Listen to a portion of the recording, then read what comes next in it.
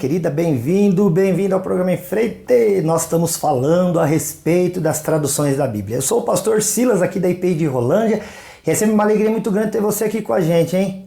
Bom, a gente tem falado a respeito de qual Bíblia ler, né? Qual a mais fácil, qual a tradução em português que se adequa mais à nossa forma de falar e de entender as coisas no dia a dia. Eu quero então conversar com você a respeito disso. Aliás, temos conversado a respeito disso e hoje, especialmente, quero falar com você a respeito da NAA. Então a gente falou da RC, que é a Revista e Corrigida, todas com A antes, que é Almeida, certo? Almeida, Revista e Corrigida. Falamos da RA, que é a Revista e Atualizada. Nós falamos da NVI, que é a Nova Versão Internacional. Falamos também a respeito da NTLH, que é a nova tradução na linguagem de hoje, e agora quero conversar com você a respeito da NAA, ou Nova Almeida Atualizada. Bom, como você viu ainda lá no início, quando falamos a respeito da Bíblia na versão atualizada em português, você sabe que tivemos já duas versões desta Bíblia, que é a Bíblia atualizada. Lá no ano de 1959 foi a primeira versão, a primeira distribuição.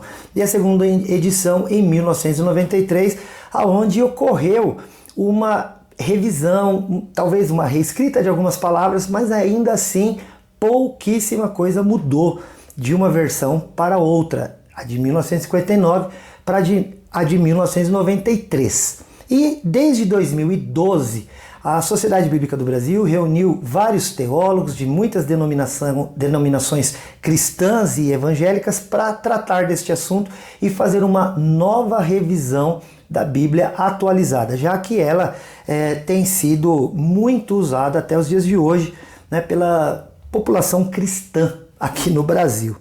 Bom, eles então pegaram lá neste ano de 2012 a primeira edição da atualizada de 1959 e a de 1993, e o texto que saiu desta revisão dos dois textos é chamado de Nova Almeida Atualizada. Então a Bíblia, a Nova Atualizada, ela é uma revisão de texto e não uma tradução direta, por exemplo, do hebraico, aramaico e do grego.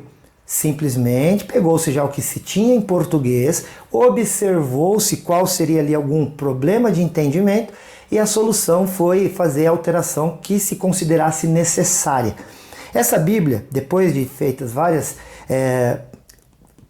pesquisas e junto com esses teólogos de várias denominações, foi-se apresentado o Novo Testamento no ano de 2016, apenas de Mateus a Apocalipse. E no ano de 2017, então, finalmente saiu a terceira edição da Almeida Revista Atualizada, que ganhou o nome de Nova Almeida Atualizada. Eu digo para você que esta Bíblia é a Bíblia que eu tenho usado hoje. Por quê? Eu vou te mostrar aqui algumas razões. A gente vai fazer um comparativo depois das diversas versões, como eu já tenho prometido aqui para você, mas eu quero te falar o porquê que eu uso esta versão. Bom, a Bíblia Nova Almeida Atualizada, o que ela faz? Você lembra que eu disse que quando alguém vai fazer uma tradução, essa pessoa pode fazer uma tradução formal e literal, ou ela pode fazer uma tradução segundo a equivalência e a dinâmica. Quando a tradução é literal, o tradutor não tem liberdade de mexer no texto conforme aquilo que ele pensa ser melhor para o leitor ou ouvinte da sua tradução. Então, é uma tradução e não uma interpretação. No caso de uma tradução que se observa a equivalência e também o dinamismo da tradução, o autor da tradução ele tem a liberdade de fazer algumas escolhas na hora de colocar a palavra que ele quer, sem, claro, alterar o sentido do texto. Ele pode, por exemplo, explicar o texto colocando uma pequena frase ao invés de simplesmente colocar ali uma palavra, já que uma palavra talvez não queira dizer tudo que aquele texto gostaria de nos informar. Bom, a NAA, a Nova Almeida Atualizada, é uma mescla da tradução formal, já que se pegou a ARA, que é a Almeida Revista Atualizada ainda lá de 59 e de 1993, e transformou-se então na nova atualizada. E o que eles resolveram fazer? Não mexer tanto na estrutura do texto, mas facilitar coisas que, de modo geral, nós leitores deveríamos procurar o conhecimento de alguma informação em outro texto, em outro livro. Buscar, por exemplo, algum comentarista, né? Livros de comentários bíblicos ou até mesmo um dicionário bíblico. Eu vou te mostrar aqui um exemplo. Pegar aqui, ó, se você tem um aplicativo no seu celular, né, no seu smartphone, no seu tablet, no computador, na internet, né, de modo geral, você consegue fazer isso aqui que eu vou fazer. Então eu vou pegar 1 Samuel, o capítulo 17, é um texto muito conhecido, é o texto que narra a vitória de Davi contra Golias. E esse texto, ele tem algumas características, ele descreve o gigante Golias. Eu quero então fazer essa descrição a partir da atualizada e da nova atualizada, para que você veja como que ficou. E aí eu estou te explicando a razão, né, que me levou a querer usar esta versão e não a outra. Então olha só, eu vou ler aqui para você o que diz a Bíblia. A partir do versículo 4, diz assim, olha, ele vai descrever o gigante. Então saiu do arraial dos filisteus um homem guerreiro, cujo nome era Golias de Gate, da altura de 6 côvados e 1 palmo. 6 côvados e 1 palmo. Alguém que está assistindo aqui sabe quanto equivale um côvado? O que é um côvado? Vamos continuar. 5. Trazia na cabeça um capacete de bronze e vestia uma couraça de escamas, cujo peso era de 5.000 ciclos de bronze. Sabe o que significa isso? Bom, vamos agora ver na nova Almeida atualizada, para que eu possa te mostrar o que é que ficou diferente. Lembra o versículo 4? Então vamos lá. Então, do arraial dos filisteus saiu um guerreiro chamado Golias. Até aqui tudo igual. Ele era da cidade de Gate e tinha... Lembra que lá a descrição foi feita em côvados e nós tínhamos dúvida? Aqui na nova Almeida atualizada ele vai te dizer, ó, ele era da cidade de Gate e tinha quase 3 metros de altura. Percebeu? Que ele trocou de côvados por metros e nos deu, ao invés de dar os números também quebradinhos, porque não seria 2,5 metros ou 3 metros, mas seria 2 metros e muitos números. Então ele colocou quase 3 metros de altura. 5. Trazia na cabeça um capacete de bronze e vestia uma couraça de escamas de bronze, até aqui tudo igual, que pesava 60 quilos. Lembra que também na outra versão estava a altura em côvados e o peso em ciclos? Nós não entendíamos isso. E assim, querido, eu te dei, por exemplo, as medidas que daquele tempo eram difíceis para nós. O autor da tradução ou os autores chegaram ao consenso que fazendo estas alterações já facilitaria muito. E realmente, vou te dizer que facilitou. Tornou a leitura mais agradável, a gente consegue já de cara saber quem é o que, o tamanho, o peso, a largura e tudo isso tem sido um facilitador para o entendimento da Bíblia. Então, aquele que não gosta, por exemplo, da linguagem de hoje, que parece ser outro livro, né, por conta da sua aparente paráfrase, ou seja, o tradutor faz ali uma espécie de interpretação do texto e fala isso, mas não parece aqueles textos que eu aprendi quando eu era criança. Então, uma boa ideia seria você usar a nova Almeida atualizada, já que é a mesma atualizada lá de 1959, de 1993, com essas pequenas alterações nas suas medidas, ou talvez alguma palavra.